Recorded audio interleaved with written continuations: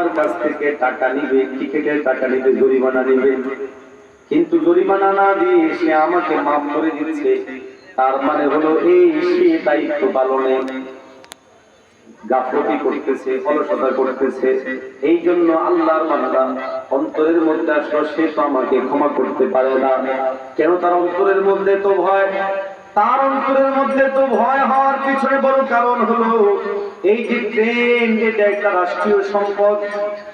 এই রাষ্ট্রীয় সম্পদে আমি যেই পরিমাণ টিকিট কাটলাম না, এই পরিমাণ টিকিটের টাকা কাল কিয়ামতের মাঠে যদি রাষ্ট্রের জনগণ আমার কাছে চেয়ে বসে, আল্লাহর আদালতে আমি আল্লাহ রব্বুল আলামিনের কাছে কি জবাব দিব?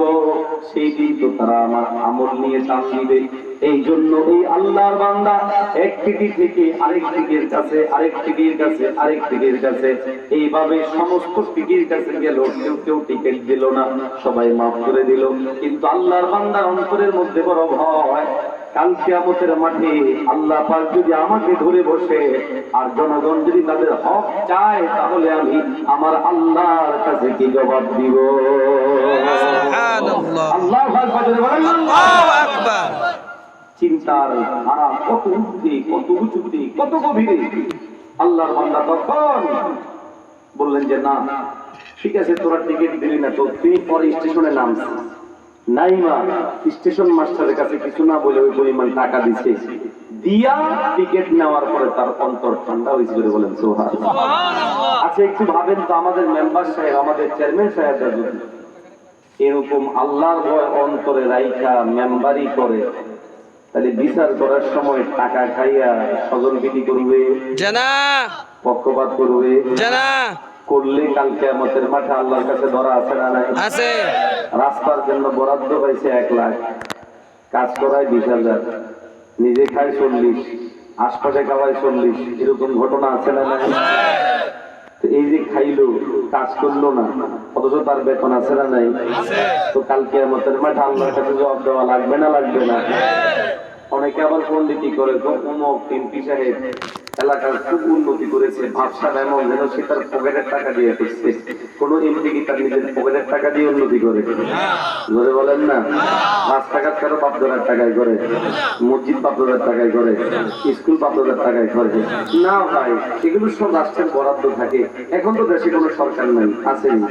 আর যেটা আসলে সরকার না, এখন দেশে ইউনিয়ন পরিষদের কাজ নাই, রেশন নাই, পৃথিবী কাজ নাই, বিভিন্ন ভাতা নাই, কে চালায়?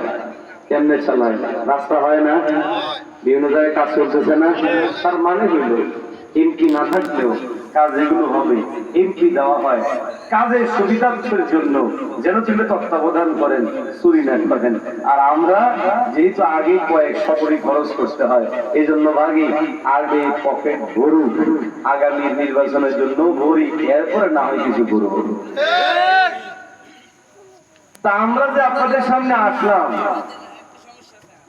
আমরা এই কুমিল্লা 10 আসনে 8 টাকা প্রতীকে নির্বাচন করবো। ভোট তো দিবেন আপনারা ইনশাআল্লাহ? এত আস্তে বললেন ইনশাআল্লাহ। কারা কারা দিবেন দেখি তো ইনশাআল্লাহ। মাশাআল্লাহ, আল্লাহ কবুল করেন। আমি ব্যক্তিকে দিবেন জানা, কতক্ষণ পর্যন্ত দিবেন? হকের পথে থাকবো, ইসলামের পথে থাকবো, আমানতের পথে থাকবো। পারবেন তো ইনশাআল্লাহ? যদি মনে হয় যে আমার নাম জানেন তো, কি নাম? মুফতি শামসুদ্দৌলা আশরাফ। যদি শোনেন যে শামসুদ্দৌলা আশরাফ কোথাও চাঁদাবাজিতে ধরা খেয়েছে, আমি নিজে বলে যাচ্ছি আমাকে আপনারা ভোট দিবেন না। জোরে বলেন না ঠিক। যদি শুনেন যে আমি কারো 1 টাকা মেরে গিয়েছি, 1 টাকা, 100 কোটি দরকার নেই, কয় টাকা? 1 টাকা। এখন আমি চ্যালেঞ্জ দিচ্ছি, আমার বাড়ি লালমাই। কোথায়? লালমাই। যদি আপনাদের এই আসন আমাদের সাথে মিলে যায়, হতে পারে এখানে এটা তো 47 হয়ে গেছে আমাদেরকে নিয়ে, ঠিক না? ঠিক। একবার দিল সারা বাংলাদেশ মনে অর্ধেকটাই থাকে, এই কুমিল্লার কোন বাড়ি থেকে নোয়াখালী বুঝেছে, মাঝখানে আবার এই দিক করতে। যদি লালমাই নাঙ্গলকোট একসাথে হয়ে যায়, আমি যদি আপনাদের দায়িত্বশীল প্রার্থী হই, লালমাই খুব দূরে না কাছে? কাছে। আমানতদারিতার সাথে সাফ ভাষায় বলছি, যদি শুনেন যে আমি কোনোদিন কারো 1 টাকা, এখন চ্যালেঞ্জ দিচ্ছি, আমার লালমাই নাঙ্গলকোট এবং সারা বাংলাদেশে কোথাও কেউ বলতে পারবে না 1 টাকা কারো কাছ থেকে কোনোদিন মেরে খেয়েছি, কিংবা কোনোদিন খেয়ানত করেছি, কিংবা কাউকে কষ্ট দিয়েছি, কিংবা কারো জানমাল নিরাপত্তার জন্য ঝুঁকি হয়েছি, কেউ বলতে পারবে না। এখন আমি নিশ্চয়তার সাথে বলতে পারি আমি আমানতদার, আপনারা রায় দিন। কিন্তু আপনি যদি আপনার ব্যাখ্যা বিশ্লেষণে শোনেন যে হুজুর 1 টাকা খেয়েছি, কত? 1 টাকা, 100 কোটি না, কয় টাকা? 1 টাকা। আমি আপনাকে বলছি, আপনি আমাকে রায় দিবেন না। আপনার ভোট আমানত। আমি 1 টাকা খাইলেও যে 1 টাকা খাইতে পারে সে 100 কোটিও খাইতে পারে। ঠিক আরো আস্তে বলেন। ঠিক আর জোরে বলেন না। ঠিক। যে 1 টাকা খাইতে পারে 100 কোটিও খাইতে পারে আমি নিশ্চয় দিচ্ছি, আমি 1 টাকাও কোনোদিন খাই নাই, তাহলে 100 কোটিও খাবো না। জোরে বলেন না। কেন খাবো না? সহজ, আমি নামাজের মধ্যে চুরি করিনি। কেন করি না? আমি বুঝি নামাজটা হইলো ইবাদত। ঠিক তেমনি ভাবে আমরা রাজনীতি করি, সেটাও ইবাদত মনে করে করি। এখানে চুরি হবে না, খুন হবে না, সন্ত্রাস হবে না, চাঁদাবাজ হবে না, দখলবাজ হবে না, বরং জনতার অধিকার জনতার সাথে প্রতিষ্ঠিত করবো। কারা কারা আমাদের সাথে আছেন একটু হাত তুলে বলেন। আল্লাহু আকবার।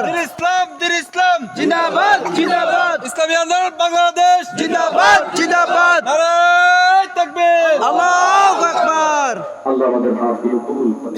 আমিন। কথায় কোনো অস্পষ্টতা আছে? জি না। আমার আলোচনার সারমর্ম হলো আমরা ইসলামের অনুসারী। কিসের? যদি বলেন না।